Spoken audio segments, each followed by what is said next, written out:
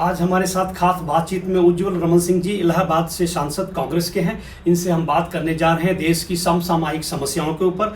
दिल्ली में क्या हो रहा है, उत्तर प्रदेश में क्या हो रहा है और खासकर इस कॉन्स्टिट्यूंसी में क्या हो रहा है, बारिश का कहर पड़ा हुआ है। इन सब मुद्दों पे उज्जवल रमन सिंह जी से हम बात करेंगे।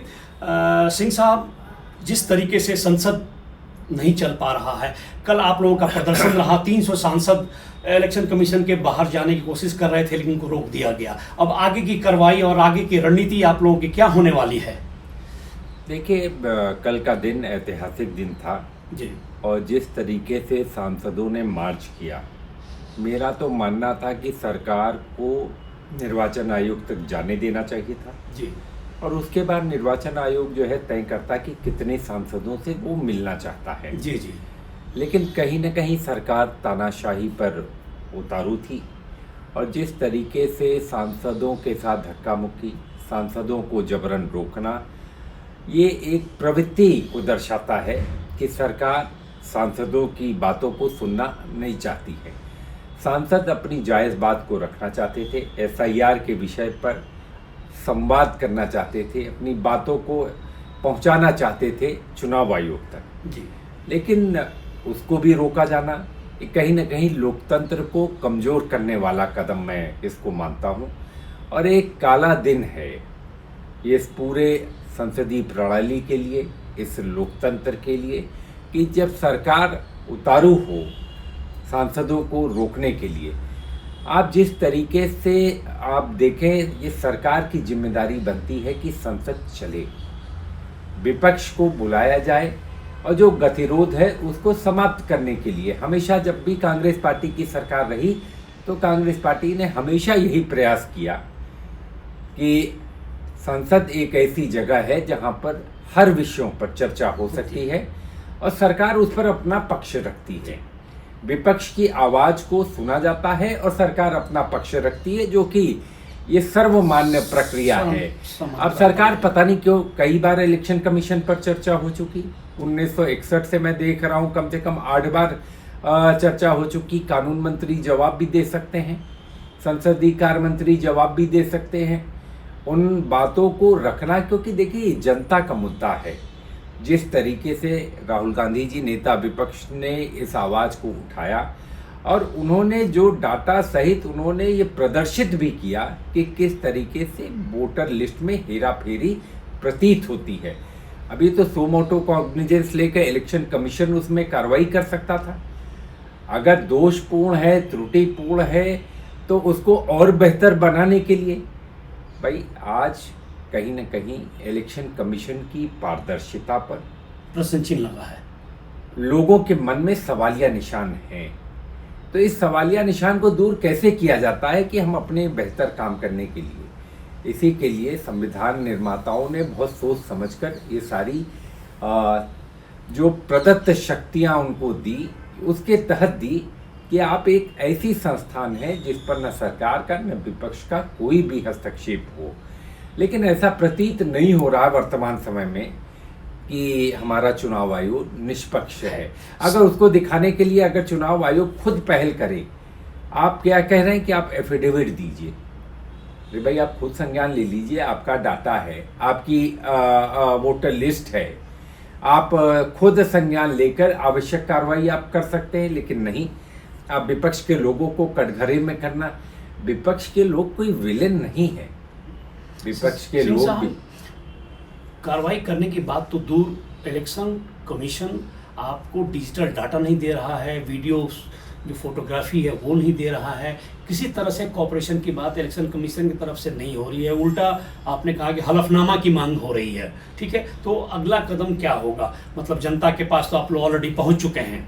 देखिए ऐसा क्यों जी, ये बड़ा सवाल है कि ऐसा क्यों चुनाव आयोग कर रहा है। जी। देखिए चुनाव आयोग का प्रथम कर्तव्य क्या है? प्रथम कर्तव्य ये है कि जो लोग भारतीय नागरिक हैं, 18 साल से ऊपर उनकी उम्र की सीमा है, वो चुनाव के हकदार हैं।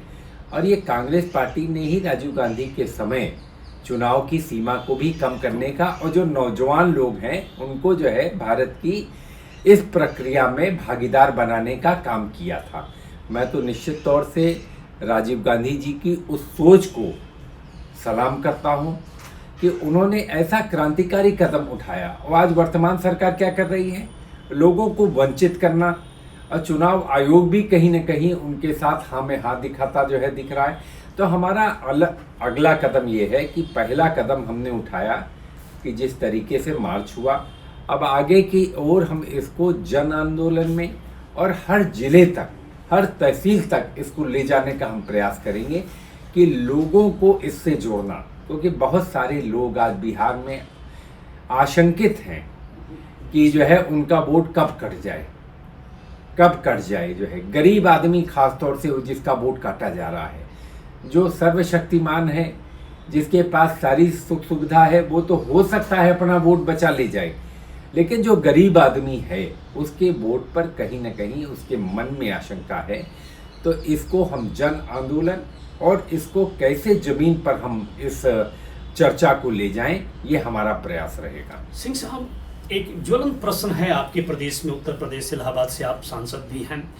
गत दिनों वहाँ पे मज़ार और मस्जिद को कुछ असामाजिक तत्वों ने आके तोड़ा और लाल रंग के झंडे को वहाँ लहराया। प्रशासन मूक बन के देखता रहा। तो आपको लग रहा है कि कानून का राज धीरे धीरे वहाँ पे समाप्त हो रहा है? ये तो हमने कई बार कहा कि उत्तर प्रदेश के बारे में तो सुप्रीम कोर्ट ने कई बार कहा कि वहाँ कानून का राज तो प्रतीति नहीं होता है, वहाँ तो अंधा कानून है, वहाँ तो लगता है अराजकता है, जंगल राज है। ये हमारे शब्द नहीं है, ये तो सुप्रीम कोर्ट के शब्द हैं। जब सुप्रीम कोर्ट बार बार उत्तर प्रदेश में ऐसा कह रहा है, और ये तो भारतीय जनता पार्टी की सरकार का एक पैटर्न है, वो पैटर्न ये है कि वो ध्रुवीकरण की राजनीति करते हैं। वो वास्तविक लोगों की समस्या, जो गांव में रहने वाले लोग, जो शहर में और जो सब शहरों मतलब लोग रहते हैं, कहीं ना कहीं उनकी समस्या से सरकार अनभिज्ञ है। सरकार को समझ में नहीं आ रहा कि लोगों की वास्तविक समस्या क्या है। समस्या क्या है? नौजवानों के पास बेरोजगारी समस्या है। आज आप चले जाएं, उत्तर प्रदेश में स्वास्थ्य का हाल बुरा हाल है। अगर आपके पास पैसे नहीं है तो आप अपना इलाज उत्तर प्रदेश में नहीं करा सकते। आज शिक्षा जो है चरमराई हुई है उत्तर प्रदेश में। शिक्षा के क्षेत्र में कोई भी ऐसा काम नहीं हुआ जिसको हम कहें। तो शिक्षा का क्षेत्र हो, स्वास्थ्य का क्षेत्र हो, नौकरियों के जो है कहीं ना कहीं वो हो, चाहे सरकारी नौकरी चाहे हमारी प्राइवेट क्षेत्र में, तो ये सब मूलभूत सुविधाएं जो हैं ये बड़ी समस्या हैं। और सरकार क्या करती है? ये मज़ारों पर। उत्तर प्रदेश में कानून का राज नहीं है। अगर आप इस तरीके के क्रियाकलापों में संलिप्त हैं तो सरकार का संरक्षण आपको मिलता है, और सरकार में बैठे हुए लोगों के नुमाइंदे ही वो ऐसी हरकतें करते हैं। आज फतेहपुर का मामला आया, जिस तरीके से सरकार का, ये तो सरकार की जो हमारी व्यवस्था है, कानून व्यवस्था, सरकार, उत्तर प्रदेश सरकार की जिम्मेदारी है, और कहीं ना कहीं जिला प्रशासन की जिम्मेदारी थी त्वरित कार्रवाई करे। और त्वरित कार्रवाई भी ऐसी कार्रवाई होनी चाहिए थी कि लगता कि भाई सरकार हरकत में है, लेकिन कहाँ लग रहा है। उसको तो एक वर्ग विशेष को, एक धर्म और संप्रदाय के लोगों को निशाना बनाना है, क्योंकि वो अल्पसंख्यक हैं और बहुसंख्यक से उसको फायदा लेना है, क्योंकि उनसे वोट उनको मिले। तो ये दुखद है कि वास्तविक समस्या से कहीं ना कहीं ध्यान भटकाना, मुंह मोड़ना और ऐसी समस्याओं की तरफ उलझाना जिससे लोगों से लेना देना नहीं है। सिंह साहब, उत्तर प्रदेश की हम बात कर रहे हैं, आपकी कॉन्स्टिट्यूंसी इलाहाबाद है। बाढ़ का सितम वहाँ पे काफ़ी देखने को मिल रहा है।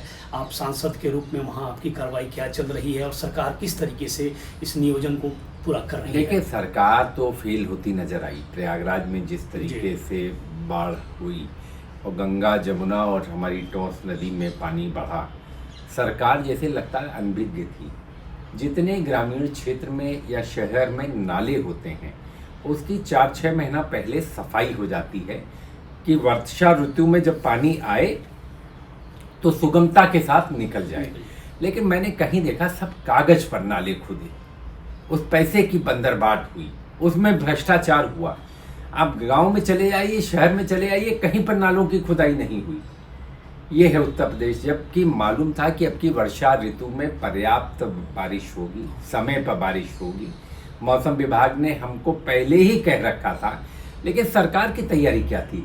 अच्छा, जब बाढ़ आ गई तो राहत के लिए आप समझिए कि जो है पैकेट की व्यवस्था नहीं थी, उनके लोगों के भोजन की व्यवस्था नहीं थी, महिलाएं शौचालय जाएं उसके लिए जो है पानी की व्यवस्था सरकार कराने में नाकामयाब रही। जो हमारी फसलें डूब गई उसका अभी तक जो है प्लॉट टू प्लॉट सर्वे नहीं हुआ। और दूसरी बात, जो वर्षा अतिवृष्टि से जो मकान गिरे या डूबने से गिरे या अतिवृष्टि से गिरे, उसकी सरकार भरपाई करने की स्थिति में नहीं है।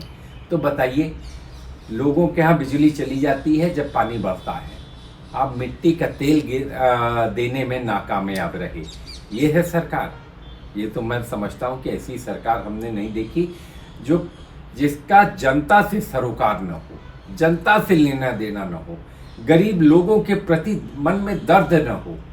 ये सरकार निश्चित तौर से मेरा मानना है कि बाढ़ में फेल हुई, और फेल हुई खाली अपनी वजह से, क्योंकि आपकी प्लानिंग, आपकी पुख्ता इंतज़ाम ज़मीन पर कहीं पर भी नहीं थे। सिंह साहब, अब कुछ ही दिन बचे हैं मानसून सेशन के। आगे आने वाले दिन में आप लोगों का, आपकी पार्टी का, विपक्ष का क्या एजेंडा रहेगा? किस तरीके से चाहते हैं कि सदन को चलने दें, या सदन में क्या बात रखें या क्या इश्यूज रखें? देखिए, हम तो बात भी रखना चाहते हैं, सदन चलाना भी चाहते हैं, सहयोग भी करना चाहते हैं। सरकार ही बात करने को आमादा नहीं है, उतारू नहीं है। सरकार ही चर्चा से भाग रही है। सरकार तो चाहती कि आनन फानन में बिल को बिना चर्चा के ही पास करा दिया जाए। ये परिपाटी भारतीय जनता पार्टी की सरकारों में हर जगह है। मैं तो उत्तर प्रदेश की विधानसभा में भी रहा, आज प्रयागराज की जनता के आशीर्वाद के बदौलत यहाँ पर भी सांसद हूँ। ये परिपाटी उत्तर प्रदेश में भी देखी कि उसी दिन बिल आएगा, उसी दिन चर्चा होगी और उसी दिन बिल पास हो जाएगा। ये करिश्मा यही कर सकते हैं। तो यहाँ पर भी संसद में भी उसी का नज़ारा है। इनकम टैक्स बिल आज ही आया, आज ही चर्चा हुई और आज ही पास हो गया। विपक्ष से आप सहयोग कहाँ मांग रहे हैं?